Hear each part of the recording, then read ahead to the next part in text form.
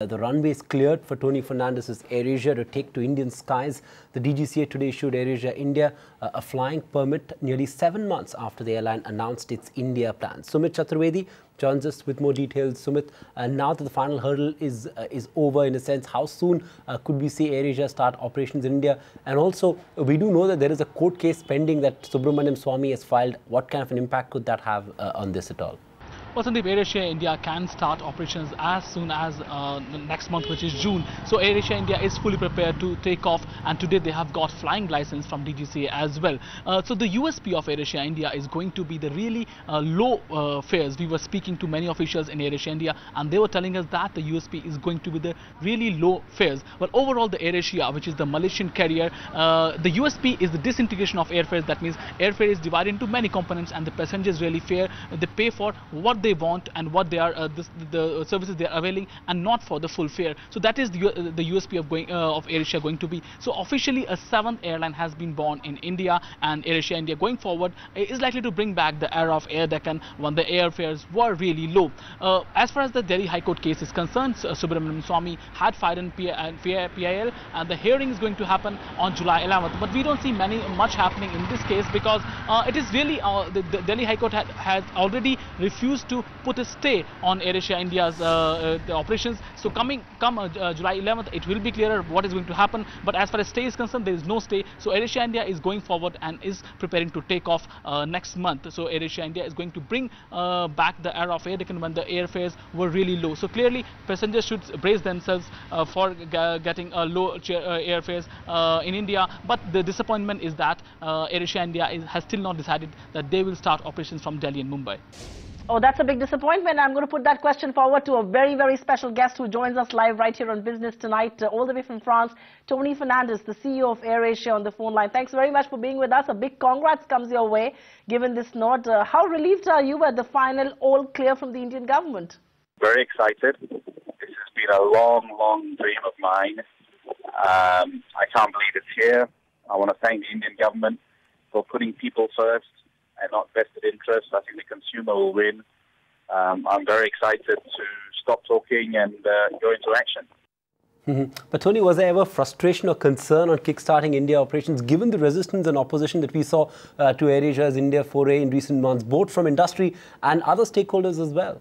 You know, everything I've done, everything Airasia has done has not been easy. 12 years has given me a lot of patience. The good always win.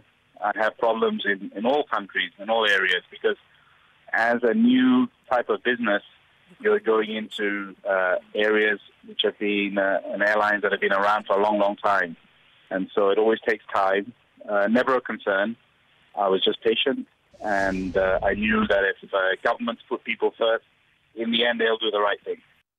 The most crucial question, of course, is when are you going to take off? How soon will Airasia take to the Indian skies? Literally, how much time will it take for you to get started?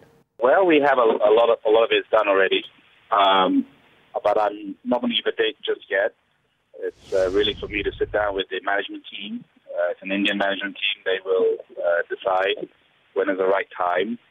It's not a rush. It's taken us a long time, but we have to execute properly. If we come in and we want to do it properly and we want to do it well, so just bear with us, people of India, and let ITU make the announcement at the right time. When we're ready, we'll make sure that we give a product that everyone will be very happy with. So how soon are you really looking at operations? The first half or the second half of this fiscal? It would be the second half for sure. Okay, now, and how exactly are you looking to redefine the whole low-cost aviation space in India? Execution is clearly key on this front, and you're the master of this trade, aren't you? Well, wait and see. I think it's time to stop talking, and it's time to actually start delivering. Implementation is now key. Talk is cheap. I've done a lot of that. I'd rather you two and the team start putting actual results and implementing it. So let's wait and see. And we feel that we can do something quite unique in India and really allow everyone to fly and really give it a good low-cost product. But as I said, talk is cheap. Let the action speak for itself. Tony, what are the key challenges that you foresee when you talk about your India foray? What are the things that you now need to get out of the way before you go in for that big bang launch? Well, I mean, I think there's some strong competitors out there who are a little bit emotional as opposed to looking at their own issues and dealing with their own problems. The market's big enough for all of us. Secondly, obviously the rupee and the fuel costs are a challenge. But really the main challenge was getting the AOP. The rest, we have done enough research about to know that we can make this work. Let me ask a question that Supriya wanted to ask you. On Delhi and Mumbai, India's busiest commuter hubs, are keenly awaiting any hint of AirAsia operations from these destinations. Do you have any plans of launching from Delhi and Mumbai at any point? It was something that I was never keen on, to be honest. But again, I think airport operators and state governments are all now re-looking at aviation policy.